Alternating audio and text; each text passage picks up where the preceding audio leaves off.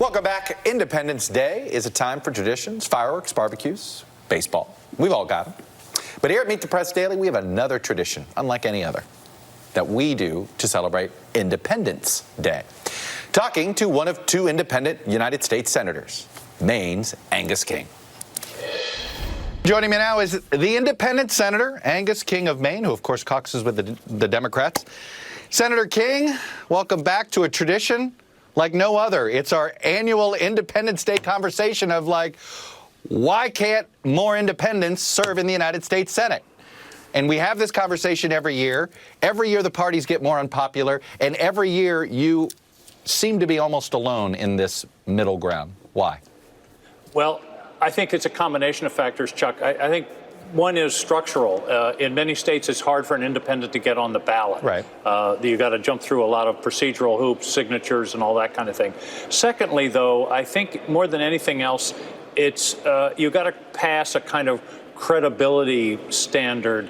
And in many states that have never elected an independent to major office, right, it's sort of unthinkable. Do you see what I mean? I was elected as an independent governor in the 90s, in large measure because there was an independent governor in the 70s in Maine, and people thought, oh, this can work. And by the way, you had one in Connecticut, I believe. Did you serve at the same time or right around the same time? So New England even had independents. That's right. I went down. In fact, I met with Lowell Weicker when I was running, and one of the questions I had to answer was, can an independent govern? The answer was yes, and I think that worked for me also 8 years as governor. But it's a thinkability issue, Chuck, where in a state, I don't know, New Jersey, Pennsylvania, California, right, they're just not used to the idea, and people have it in their heads, oh, if I vote for an independent, I'm throwing away my vote.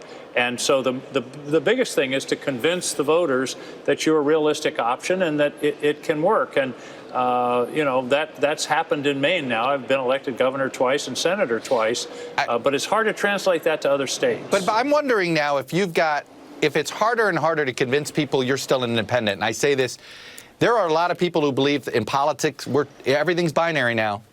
Right? You're either with Trump, you're against Trump. You're either with the resistance, you're against the resistance, Right. And right now our politics is very binary. And it seems that makes it even more difficult for someone like you.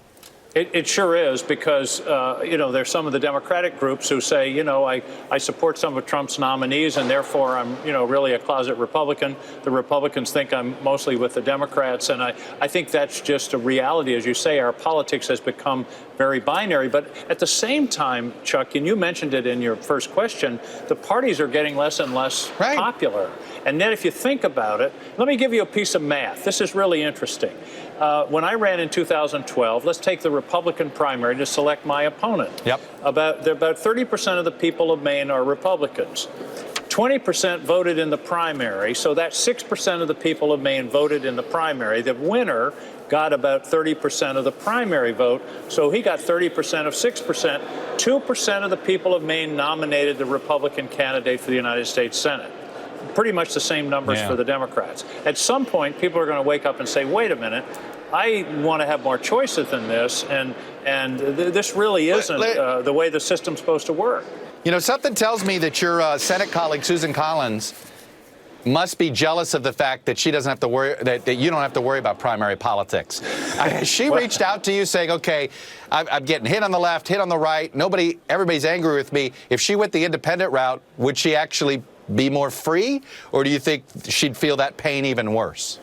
Well, we've talked about it in a kind of joking way. Being a Republican is in her DNA. Her grandfather was a Republican member of the Maine state legislature. Her father was a state senator, so I just don't think that's going to happen. But I can tell you, being an independent, in many ways, is a luxury. You don't have to check with any particular group to decide what your position's going to be. You can raise money from everybody. As a governor, it was great because I could appoint people to offices, to my cabinet, and not worry about what party they were from. So I have found it to be absolutely liberating, and plus, as you mentioned, you don't have to worry about a primary. You haven't, it's interesting. I think some of us thought you might help become a galvanizing force, that maybe you could recruit other senators. I go back to something, I said it to you last time, I think that we've talked about this on air. I do think if you guys don't like how the United States Senate is run, that 6 or 8 of you could basically leave your party caucuses. You could encourage them to leave the caucuses and you develop your own, and you would totally change how the business of the Senate was conducted. When are you guys going to link arms and jump off the cliff? Well, you know, you used a term that I'm not familiar with, the business of the Senate being conducted. Not much is being conducted now. Well, that's my point. I really think if you guys could deny anybody a majority, you'd force them to rethink how that Senate floor works. But here's where you get to raw power, Chuck, and you understand how politics work. The caucuses and the leaders of the two caucuses decide your committee assignments. Yeah. They decide whether you're going to have seniority. They decide what your path to leadership is. And so, you know, that's the problem. If I could persuade 6 or 8 of my colleagues, we say, look, we could take this place over. But then they would be endangering their role in ability to get anything done. So it's a tough job. What I've tried to do is work with people on individual issues, student loans, immigration, and be a kind of bridge builder. And occasionally I've been able to do that, but it's hard to do it in a place where everything is so highly partisan. It's a pretty frustrating place to do business. Before I let you go, if the Senate does change hands, I have a feeling the filibuster for everything is gone. Good or bad, or just different? Bad, and it will certainly be over my opposition. And when I came here, you know, I was a young Turk saying we got to do something about the filibuster and limiting it and getting rid of it. I now have, and I've been both on the majority side and on the minority side. I think the filibuster on legislation is really important. Otherwise, what you get is these swings of the pendulum. And, you know, the Republicans take full control. There's no filibuster, and they decide to privatize Social Security or do away with Medicaid or block granted or whatever the Democrats take. I think there's the filibuster, in my view, and I've come to this by experience, forces some level of bipartisanship, forces some level of consideration of minority interests. So I think it would be a huge mistake, whoever's in charge next time, to do that. It would be a huge mistake for the country. See, it's always an interesting conversation with Mr. King.